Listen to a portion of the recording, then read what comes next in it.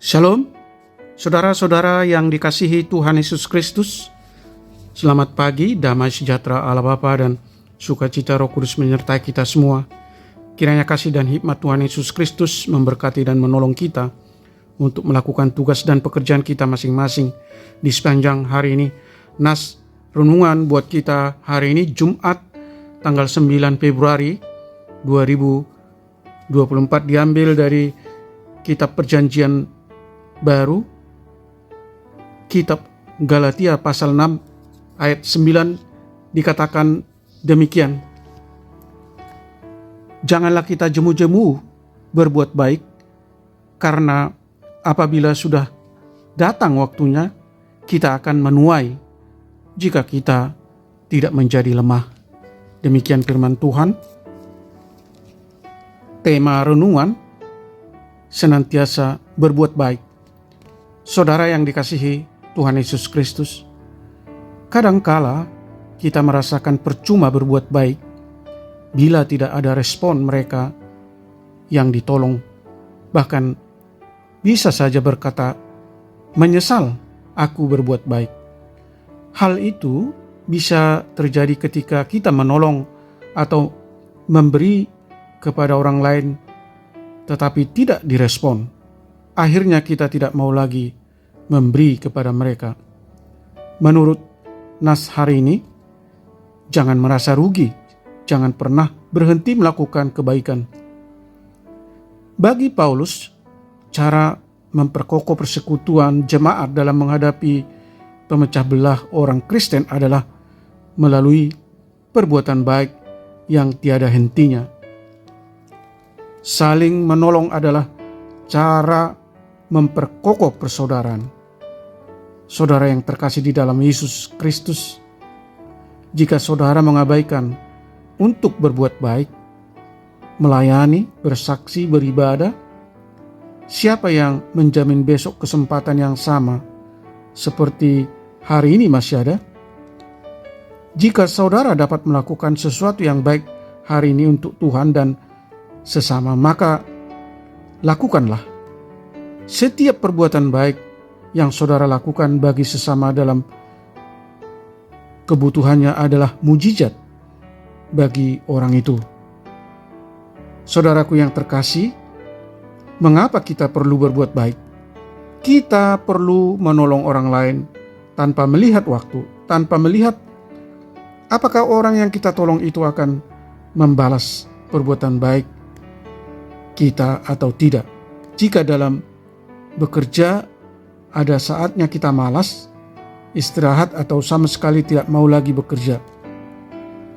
Tetapi pesan Alkitab, jangan pernah jemu, jangan bosan, sebab Tuhan akan memberi balasan atas perbuatan kita. Lebih utama kita harus memperhatikan dan menolong mereka yang mengajar kita tentang firman Tuhan, yang telah membimbing dan menuntun kita kepada kebenaran. Kita dapat menolong para hamba Tuhan itu bukan saja dalam bentuk uang atau materi, tetapi juga rasa hormat dan menjunjung mereka di dalam kasih. Bandingkan 1 Tesalonika pasal 5 ayat 12 dan 13. Saudara yang terkasih di dalam Yesus Kristus, ingat, segala pengorbanan yang kita lakukan untuk mereka itu tidak akan pernah sia-sia. Amin. Mari kita berdoa. Tuhan Allah Bapa di surga, terima kasih atas pengajaran firman-Mu, supaya kami tidak jemu-jemu berbuat baik, karena apabila sudah datang waktunya, maka kami akan menuai jika kami tidak menjadi lemah. Tolong kami Tuhan, sadarkan kami bahwa melalui perbuatan baik dan saling menolong adalah cara memperkokoh persaudaraan dan memperkokoh persekutuan jemaat. Di tengah dunia yang penuh penderitaan dan kejahatan dan persaingan yang ketat, tidak mudah berbuat baik, apalagi berbuat baik secara aktif, konsisten, dan berdampak sesuai dengan ajaran Kristus. Oleh karena itu Tuhan, tolong kami untuk saling mengasihi, hidup oleh Roh, untuk memimpin orang yang berdosa ke jalan yang benar, untuk bertolong-tolongan menanggung beban, untuk menguji pekerjaan sendiri dan membagi kepada pengajar firman. Berkati kami para pendengar renungan pagi ini. Jauhkan kami dari segala mara bahaya. Buatlah hidup kami selalu bersukacita. Tuhan kiranya berbelas kasih menyembuhkan mereka yang mengalami sakit penyakit, yang dirawat di rumah mereka masing-masing atau dirawat di rumah sakit. Menopang dan menguatkan mereka yang lemah dan berbeban berat, serta mengalami berbagai penderitaan.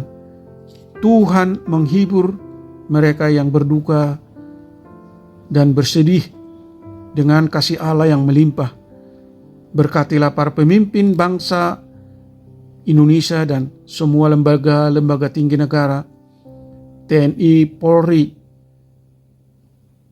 dari tingkat pusat sampai dengan tingkat daerah, supaya mereka sungguh-sungguh mampu menjalankan pemerintahan dengan baik, dengan integritas yang tinggi dan kesungguhan hati untuk melayani dan meningkatkan kesejahteraan rakyat Indonesia, serta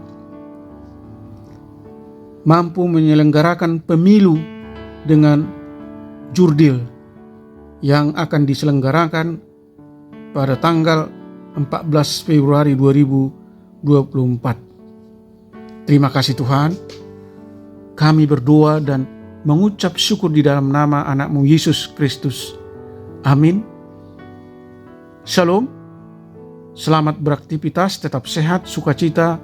Tuhan Yesus memberkati.